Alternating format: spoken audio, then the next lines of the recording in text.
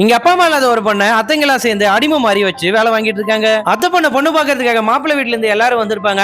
அவங்களுக்கு காஃபி போட்டு எடுத்துன்னு போயிட்டு துர்கா தான் குடுக்குறா. இப்ப பொண்ணுமே வர பொண்ணு மாப்பிள்ளையும் பாத்துறாரு. மாப்பிள்ளைக்கு துர்காவை தான் பிடிச்சிருக்கு. அவரும் எல்லாருக்கிட்டையும் எனக்கு அந்த பொண்ணு தான் பிடிச்சிருக்கு அப்படின்னு சொல்லிடுறாரு. என் பொண்ணு பார்க்க வந்துட்டு வீட்டுல வேலை செய்யற அந்த தருதலை பிடிச்சிருக்கு, அவங்களுக்கு வீட்டை விட்டு வெளியே போங்க அப்படின்னு சொல்லிட்டு அவங்க அத்தைக்காரி சொல்லிடுறாங்க. இப்ப திரும்ப புரோக்கர் கிட்ட மாப்பிள்ளை பார்க்க சொல்றாங்க. அவரும் வந்து அண்ணன் தம்பிங்க 2 பேர் ஒரே வீட்லயே இருக்கிறாங்க, அவங்களுக்கே முடிச்சிடலாம் அப்படின்னு சொல்லிட்டு அந்த புரோக்கரும் சொல்றாரு. இவங்களும் வீடு பார்க்கலாம் அப்படின்னு சொல்லிட்டு நேர்ல போயிருப்பாங்க. அவங்க வந்து அவங்களுக்கு ஸ்நாக்ஸ் எல்லாம் கொடுத்துருப்பாங்க.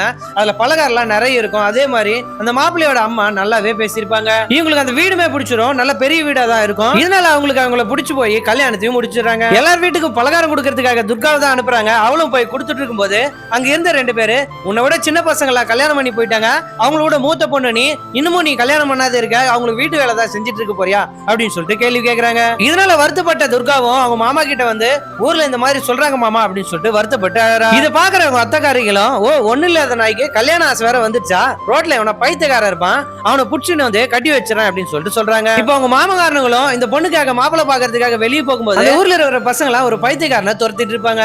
இதை பார்த்து இவங்க இந்த பைத்தியக்காரனை அந்த பொண்ணு கட்டி வச்சிடலாம் அப்படின்னு சொல்லிட்டு அவனை வீட்டுக்கு கூட்டு வந்துடுறாங்க. இந்த பொண்ணு அவனை பார்த்த உடனே மிரண்டு போயிடுறா. அவங்க அத்தக்காரிங்க இந்த பைத்தியக்காரன் தான் அவனுக்கு கரெக்டா இருப்பான் அப்படின்னு சொல்லி கல்யாண ஏற்பாடும் பண்ணிடுறாங்க. இந்த பொண்ணுக்கு இந்த கல்யாணத்துல சுத்தமா விருப்பம் இல்ல, என்னை விட்டுருங்க அப்படின்னு சொல்லி கதறி அழறா. அவங்க அத்தக்காரிங்களும் அவங்க மாமாவும் விடுறதா இல்ல, அந்த பைத்தியக்காரன் கூட அந்த பொண்ணுக்கு கல்யாணம் பண்ணி வச்சிடறாங்க. கல்யாணம் முடிஞ்ச கையோடவே அந்த பொண்ணு ஆட்டோல ஏத்தி நீ புகுந்த வீட்டுக்கு போ அப்படின்னு சொல்லி துரத்தி விட்டுறாங்க.